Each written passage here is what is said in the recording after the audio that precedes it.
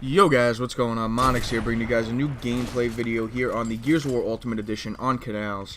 Now in today's video I wanted to discuss something that I've seen a lot of talk about it, and it's something that is not new to the Gears of War community or Gears of War in general, and it's something that I don't really think that people should be complaining about, because we've been complaining about it for the last X number of years, I guess since 2000 whatever, when Gears of War 1 came out.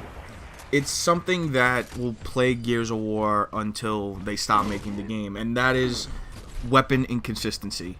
Now, the weapon inconsistency in Gears of War is something that is not, I don't want to say plagued it, but it's something from a player perspective has wanted me to, it's made me stick with the game, I guess, for a longer period of time, because the weapon inconsistency kind of, from my perspective, makes me think that I'm a bad player, and makes me think that I have to get better and better and better in order to, you know, decrease the number of 1v1 shotgun battles that I lose, even though I might get one shot down in them.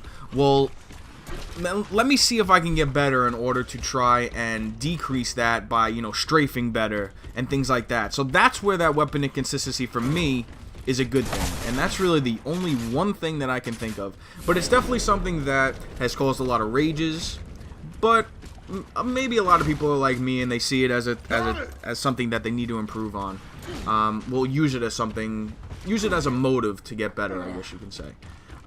Two weapons in this game plague the game with inconsistency, right? And this has been forever. This has been like this. It's the Gnasher and the Boomshot.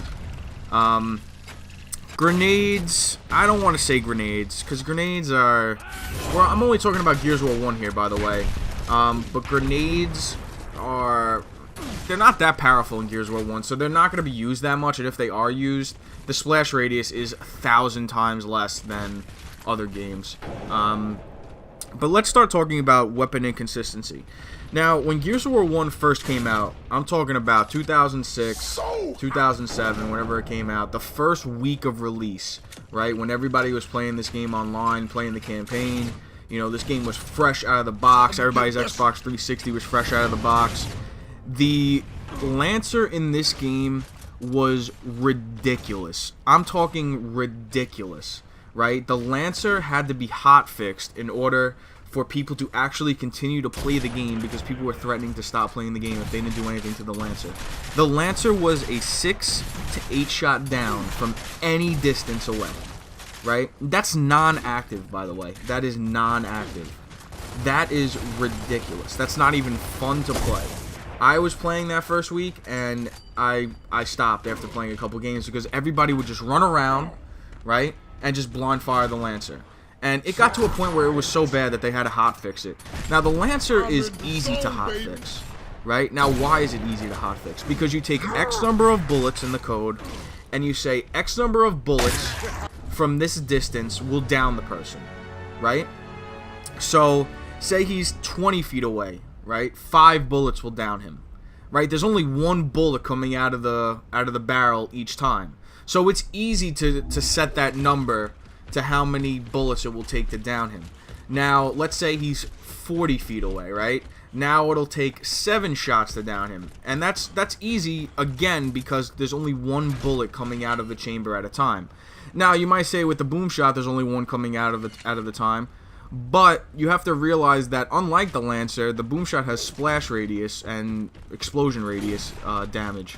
And the inconsistency comes from how big this radius is. Sometimes you'll get hit with a boom shot from, you know, X number of distance away, because the boom shot really doesn't matter how far away you shoot it. It's just how close it explodes to you, right? So it'll explode 10 feet away from you, and you'll get a little red, right? And then the next game you play, it'll explode 11 feet away from you, and you'll die or get downed, right? So that's where the inconsistency comes from with it, and I really think it has to do a lot with lag.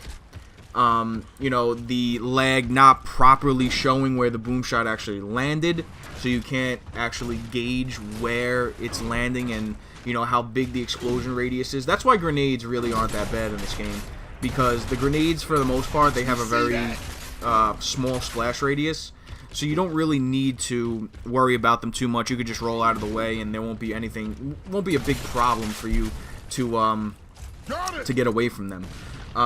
You know, the boom shot also, since it doesn't take into consideration how far away you are, it doesn't matter where it explodes. It should always be the same damage wherever it explodes, and it's not at this point.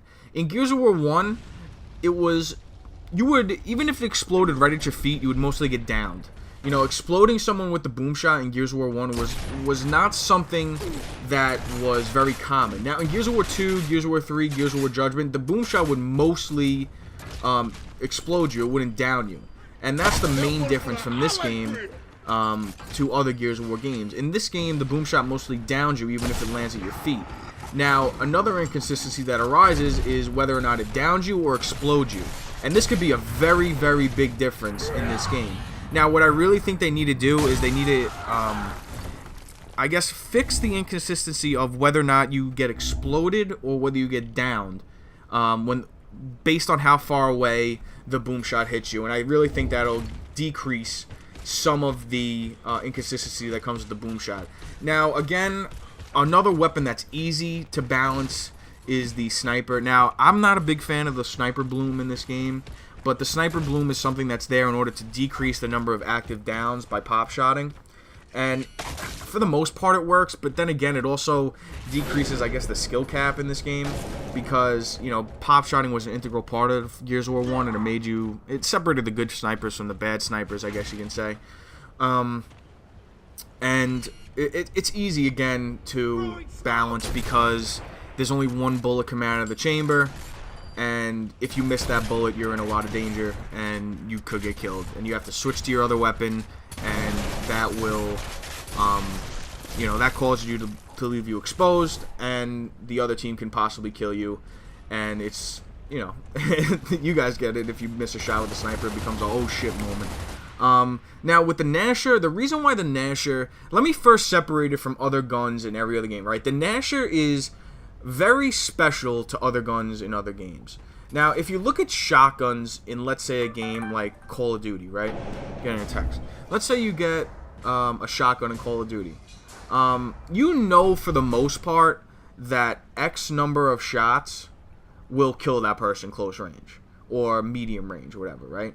But one thing you don't have to worry about for the most Call of Duty games, from like 4 to whatever it was, you have to worry about it, was people are not getting downed in Call of Duty. So it's very easy to balance. The real balance issue comes with downing people in Gears of War, right? So I can hit him twice and not down him, and he can hit me once and down me. But the real inconsistency comes from, 1, how far away I was, 2, how many bullets in the spread hit me.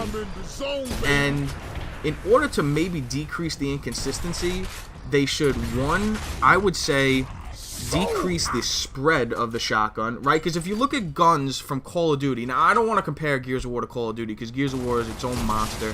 It's my favorite game of all time. But maybe decrease it a little bit in order to increase the consistency. I don't think removing active downs are really going to do that, because I feel even with the active downs being taken out, we still see the inconsistency with the weapon. And I don't think it's going to change anytime soon. Also, they should probably improve from how far away the shotgun hurts you, right? So maybe change the distances to which the shotgun hurts, and maybe that'll improve the inconsistency, because right now the people are getting headshotted with the shotgun from over 10 feet away.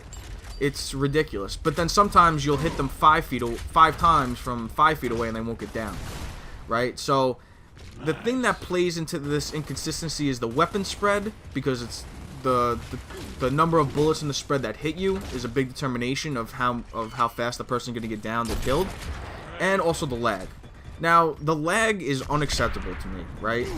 In Gears of War 1, the lag was not atrocious if you found someone that was good, but it was atrocious for the most part, because most of the people really didn't have that great of connection back in that time. You know, 20 upload speed or 20 download speed was, you know, rare.